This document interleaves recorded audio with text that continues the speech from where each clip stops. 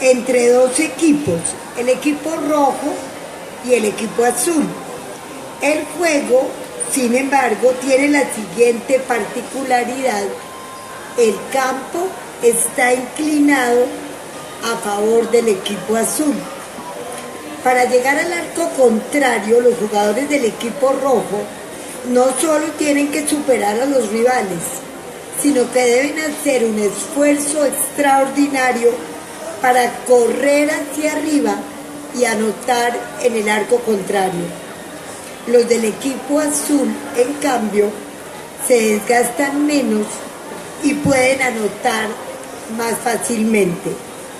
Joel Roemer utiliza esta metáfora del campo de juego inclinado para referirse a ciertas condiciones que determinan la suerte de las personas y que están por fuera de su control. Y más adelante, en la introducción a un libro de justicia, el autor dice que realmente las políticas deberían contribuir a nivelar el campo de fútbol, de tal manera que las condiciones de juego sean más equitativas para los dos equipos. Y traducido a temas de infancia y adolescencia, es evitar que el lugar donde ha nacido el niño, su familia, la región del país, le impida, como decíamos, realizar la totalidad de sus capacidades. Le doy la palabra ahora a Alba Lucy. Alba Lucy es, como les contaba, profesora de la Facultad de Educación de la Universidad Javeriana.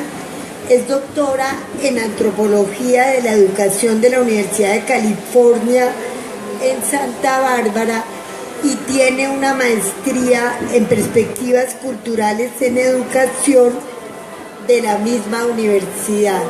Antes de esos estudios fuera del país, tiene además otra maestría de la Universidad Pedagógica y tal vez ya ella no se acuerde, tiene título de pregrado en Psicología. Lo más interesante de este encuentro con otros colegas de otras universidades es que Alba Lucy es la líder de un grupo de investigación de la Universidad Javeriana que se llama Infancias, Cultura y Educación. Y realmente yo creo que ella está impulsando eso que llamamos la antropología de la infancia, la pregunta por las perspectivas históricas y culturales en torno a los niños o a las infancias si atendemos al tema de la diversidad. Alba Lucy, muchas gracias. Gracias, María Cristina. Bueno,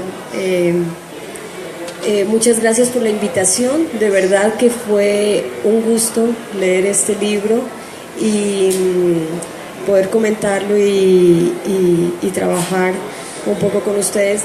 La verdad que es un gusto poder estar cerca del observatorio y aprender un poco de ustedes en estos 18 años ya que llevan de trabajo acá. Bueno, yo en la lectura del libro veo una de las cosas que me parece más interesante un poco es cómo el libro ha logrado reunir diferentes perspectivas en torno a las políticas de infancia, haciendo una lectura transversal desde el punto de vista de la equidad, pero logrando tener perspectivas distintas en cada uno de estos capítulos.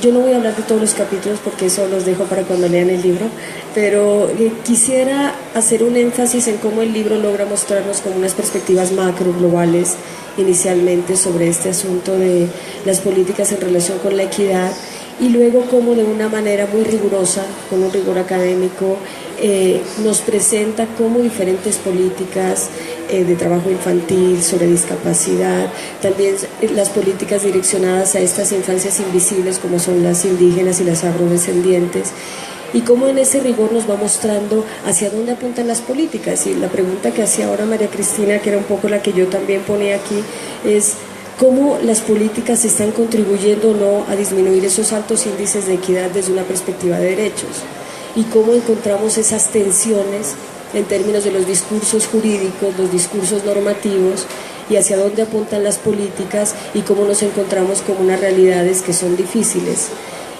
complejas y que realmente no apuntan hacia ese objetivo de disminuir los índices de equidad en el país. Adicionalmente a eso, yo pensaba un poco que creo que una cosa que logra el libro y que es muy pertinente para los que estamos interesados en los estudios de la infancia, en las políticas de infancia y en la formación de maestros también, porque creo que esto también apunta a las personas que trabajamos en programas en educación, en formación de investigadores y de personas que trabajan con infancia, es cómo esas tensiones nos enfrentan a esa discusión sobre cuál es el discurso y cuál es la realidad. Pero como decía María Cristina, no puede ser posible que en este país hoy el futuro nuestro dependa de dónde nacemos, de quiénes somos, y no puede ser posible que los que hemos nacido en ciudades no tengamos las mismas posibilidades de una persona que ha nacido en el Chocó solo por el hecho de nacer en un lugar distinto y enfrentarnos a condiciones sociales distintas. Entonces creo que la tensión que muestra el texto en ese sentido nos deja muchas preguntas. Creo que estoy de acuerdo en que más que respuestas el texto nos deja es muchos planteamientos y es el inicio como de muchos cuestionamientos y de darle una lectura también distinta a este asunto de las políticas de la infancia y la adolescencia. Yo resaltaba algunos aspectos que me llaman particularmente la atención en este sentido y mirando el texto este fin de semana leí un proyecto de tesis de maestría de dos profesoras. Una de ellas trabaja en un centro, en un CDI, en un Centro de Desarrollo Infantil en Mártires, creo que la conoces, Esperanza Arévalo, y Tatiana Fernández, y en su tesis encontraba este texto. Entonces una de las profesoras del CDI dice esto. Yo siempre traigo los textos etnográficos por razones, pero ella dice aquí, porque siempre se dice que es que al niño le va mal, pero mamá, si usted se sienta a hacer tareas con él, le va a ir bien. Pero entonces, ¿dónde se van a hacer para hacer las tareas si solo tienen una cama y una estufa? Entonces, este texto me llevaba a pensar un poco en el asunto de los dilemas que nos plantea el libro, en términos de qué estamos hablando de equidad y cómo el asunto de las políticas de infancia y adolescencia se enmarcan en un contexto estructural más amplio que no nos podemos centrar solo en, no es un problema educativo, no es un problema de salud, no es un problema de nutrición, es un problema estructural más complejo que hay que pensar desde otras perspectivas también. En este sentido, el libro se enuncian estas tensiones con una perspectiva crítica, que creo que eso es un desarrollo muy importante y riguroso en el libro, sobre el enfoque de derechos y su discurso en relación con problemáticas específicas, como ya lo dije, como el trabajo infantil, la situación alimentaria y nutricional de los niños, la educación de niños y niñas indígenas y afrodescendientes y la discapacidad. Por otro lado, un asunto que me parecía muy interesante también del libro y es que llaman, no todos los capítulos, pero algunos de los capítulos llaman la atención sobre el protagonismo de los niños en términos de las políticas. Generalmente cuando discutimos sobre las políticas somos muchos adultos y muchos expertos discutiendo sobre políticas y hay un llamado en algunos de estos capítulos también a incorporar la voz de los niños en términos de estas discusiones, porque los niños también pueden dar testimonio de sus realidades, testimonio de los asuntos que viven y que les competen y si bien no pueden participar de la misma forma en que participaría un experto en políticas, creo que esa voz e incorporar más activamente la perspectiva de los niños nos ofrece una mirada distinta sobre esta problemática. En ese sentido también les traje un texto de una situación de dos niñas que hablan también en Mártires, porque me hacía pensar en cómo estas voces, solo con sus diálogos podemos comprender cosas que a veces se nos dificulta entender desde otra perspectiva. Es la conversación de dos niñas de 4 años en este CDI en Mártires. Entonces Camila dice: nosotras somos primas con Andrea. Andrea dice: vivimos separadas porque mi mamá y la de ella empezaron a pelear.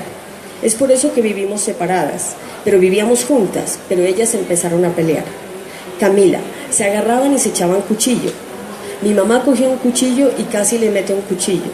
La mamá de Andrea cogió una escoba y le iba a meter un palazo por la cabeza.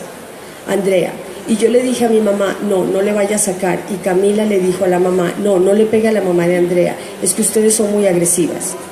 Camila, es por eso que nos separamos. Me separó de su tía y de su prima que vivían en otra casa y por eso me mudé. Bueno, este es el diálogo de estas dos niñas.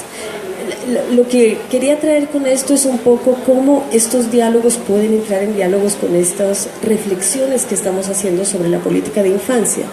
Creo que el asunto del protagonismo infantil, de la participación de los niños en términos de las decisiones que tomamos alrededor de ellos, es un asunto muy sugerente que particularmente en uno de los capítulos se plantea en el libro y que creo que tenemos que considerar. Finalmente, como les digo, no estoy retomando todo el contexto del libro, estoy retomando asuntos que me parecieron particularmente potentes y que llaman la atención en términos de los desarrollos del libro. Y otro asunto que pensaba es el contexto actual del país y en cómo este libro entra en diálogo con lo que está sucediendo actualmente con el proceso de construcción de paz en el país. Entonces, mi pregunta era un poco, uno no puede hablar de paz si no hay equidad. ¿Y cuáles son las preguntas que nos estamos haciendo en torno a la equidad? En ese sentido me parecía que era muy interesante el reconocer las políticas de infancia, el reconocer a los niños y el reconocer cuál es el papel que jugamos las personas que trabajamos alrededor de la infancia en términos de este proceso de construcción de paz.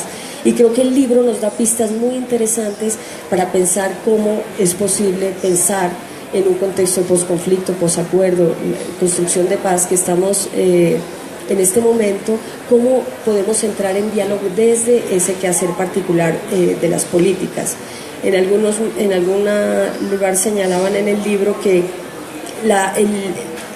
los textos nos llevan a realizar unas reflexiones importantes sobre los efectos perversos de algunas estrategias sobre la desigualdad de los niños. Y es como pensar en ese sentido, cómo a veces las mismas estrategias que pensamos en términos de mejorar las condiciones de los niños terminan afectando y terminan de algún modo teniendo unos efectos distintos en ellos. En ese sentido creo que el libro también es muy potente en presentar cómo desde las políticas se deben leer las condiciones políticas y sociales culturales que devienen en la definición de escenarios, ya que esto potencia o obstaculiza la posibilidad de una construcción de paz en términos de tener en cuenta a los niños y las niñas.